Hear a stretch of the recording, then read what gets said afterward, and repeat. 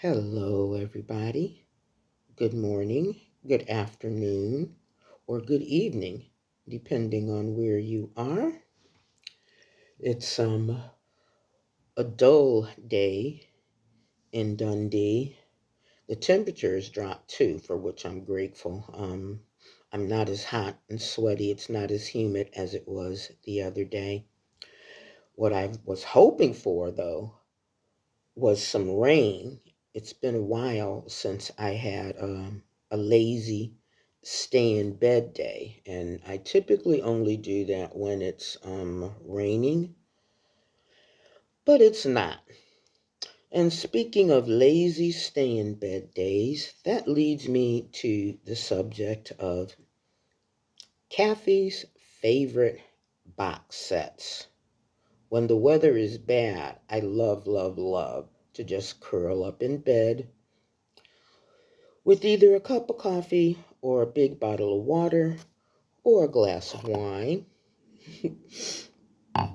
my big stuffed Eeyore, and, just watch whatever.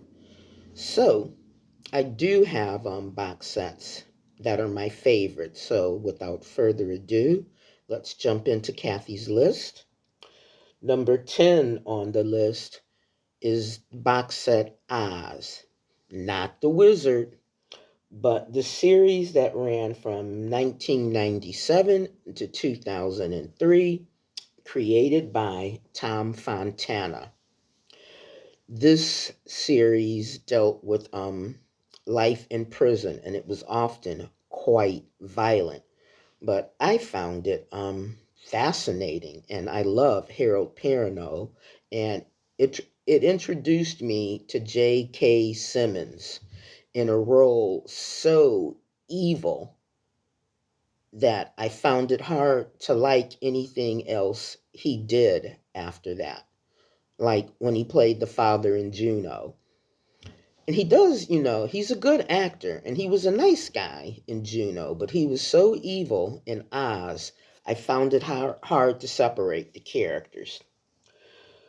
Number 9 is a show that ran from 2000 to 2005, and it's Queer as Folk, the American version, which they ripped off from the British, but I much preferred the American version. And it was created by Ron Cohen, Daniel Lippman, and Russell Davies.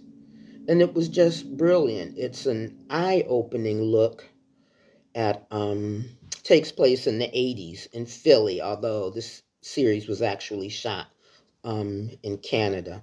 But it's an eye-opening and a thoughtful look at the LGBTQ community at that time. And you get to really care about the characters. My favorite, for the record, was Emmett, because he was just so flashy. I loved him. Number 8. This is an old one, and it was a TV drama on MTV back when MTV was good. It only ran for one season, 94 and 95, created by Winnie Holzman, My So-Called Life. And it's the show that catapulted Claire Danes to stardom. It's not just about the family, it's about what it's like being a teenager, a high schooler. My only argument with the show is that apart from Ricky, who's Hispanic, there were no people of color in the show. But other than that, it was really good. And the battle between Claire and her mom reminded me of the constant fighting my mom and I did from, let's say, ninth grade up until I graduated. We couldn't agree on anything. Okay, so number 7. This is sold as a box set, but it wasn't actually created as a box set. And it's the Lord of the Rings trilogy, written by Tolkien, of course, and all 3 movies in the box set were directed by Peter Jackson. I read Tolkien, the entire thing, when I was 12. And I remember thinking, the first thing I thought as I was reading this was, oh my God, this would make a great movie. And so decades later, when it was announced that Peter Jackson had taken on the task of doing book one, I was terrified. And I have to say, I was pleasantly surprised by the way all three films turned out. This is the perfect escapist box set for a rainy day, a snowy day, or even a day if you're, like not feeling too great. If you have a cold or something, it's perfect. Number 6 on my list is something that a lot of people were obsessed with when it came out. It ran from 2008 to 2013. Breaking Bad. Its creator was Vince Gilligan, and he created a perfect anti-hero in Walter White. And you watch him descend into Heisenberg. And he starts out with good intentions, but then you can see him starting to, enjoy the power, the money, and dare I say it, the fear the name Heisenberg engenders in others in that circle. Anyway, I liked it. And Bryan Cranston, he wrote a book shortly after the series ended. It was like his autobiography. And he writes extensively in the novel about how playing Walter White affected him personally. We're halfway through the list. Number 5, one of my personal favorites.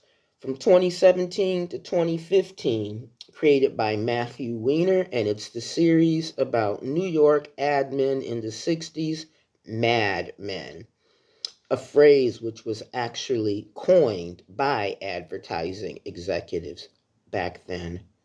A lot of people complain that this is slow, there's not enough action and stuff. The series does not depend on violence or special effects. What it depends on is the brilliant characterization of everybody in there, the way the characters develop, and the set. The set is true to the 60s and the 70s. I'm watching the series, and there are little things, a rug, a clock, a casserole dish, that my mom had, my grandmother had. I'm like, wow, I remember that.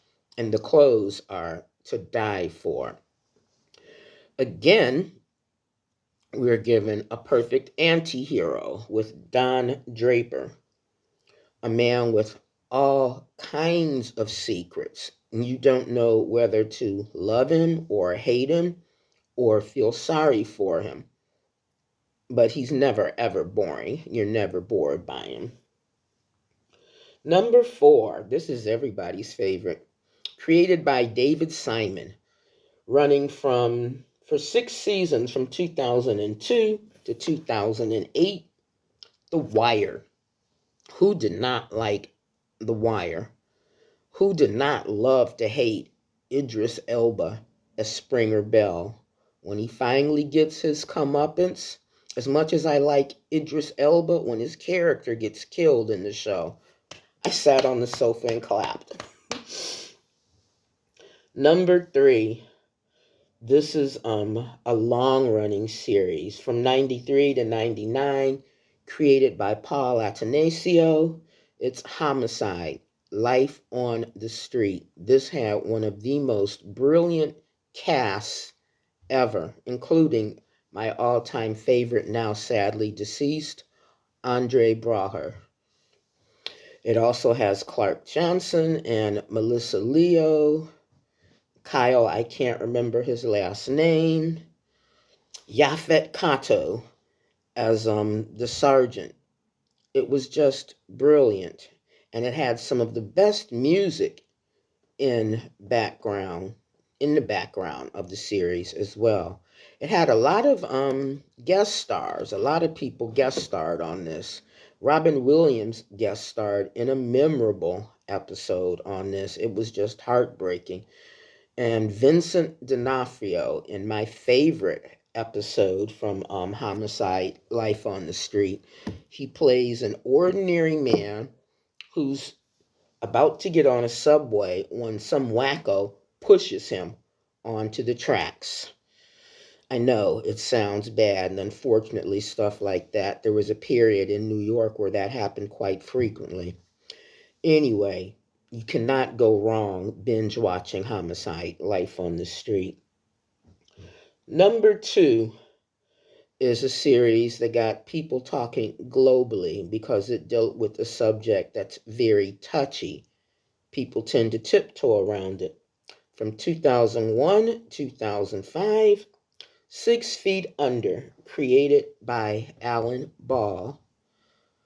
It is taboo in a lot of societies to talk about death, and this show busted that wide open as it centers on the exploits of the Fisher family who run a funeral home in California.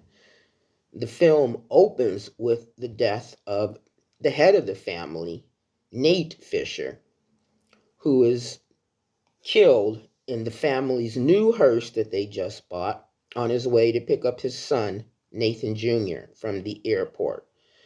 And from there, you are sucked into their lives as this is the most repressed, dysfunctional family ever. But yet, the operative word is family. Somehow, they still manage to love each other and move forward through all kinds of obstacles and problems. It's a brilliant show, and I absolutely love it. And after I watched it for the first time, I went out and bought the soundtrack because I absolutely love the soundtrack as well. That brings us to number one, and anybody who knows me will know exactly what my number one favorite box set of all time is. And I can hear some of you saying it. Come on, people, say it with me. From 1999 to 2007, created by David Chase, it's The Sopranos. I remain obsessed with this show. I remain in love with James Gandolfini. I jokingly told my partner when we first began dating that one of the things I loved about him was that he was built like James Gandolfini. I like guys with a bit of, bulk to them. Tony was not a good guy. There were moments, flashes, where he would do something really nice. He would almost be like a human being, and then he would revert back to being a bastard. Still, he was an irresistible character. The whole show was just filled with irresistible characters. The one thing, though, I noted about Tony was he definitely expected loyalty. You must be loyal. If you betrayed him personally or the family, that was when he would turn into this demon like creature bent on revenge. I cried for really, literally weeks when James Gandolfini died, and for the first year after his death, I pretended that he wasn't dead. That's how attached I was to that character and that actor, which may sound sad, but that's just me. I'm sure I'm not the only person who reacts that way. And there you have it, your girl's all time favorite box sets to escape with. So, what are your favorite box sets? Your favorite thing to watch, on a bad weather day or on a day where you just can't be arsed to go to work or do anything, so you just lay around. Let me know in the comments below. To my newest subscribers, I have 3 new subscribers and I have now hit 60. Thank you so much for subscribing. To all of my 60 subscribers, thank you for continuing to tune in and watch and engage. And if you have any suggestions on how I can make this better or anything you'd like to see me review, put it in the comments below. And that's it. Your girl is out for the day. So until next time, please stay safe and live well. Bye.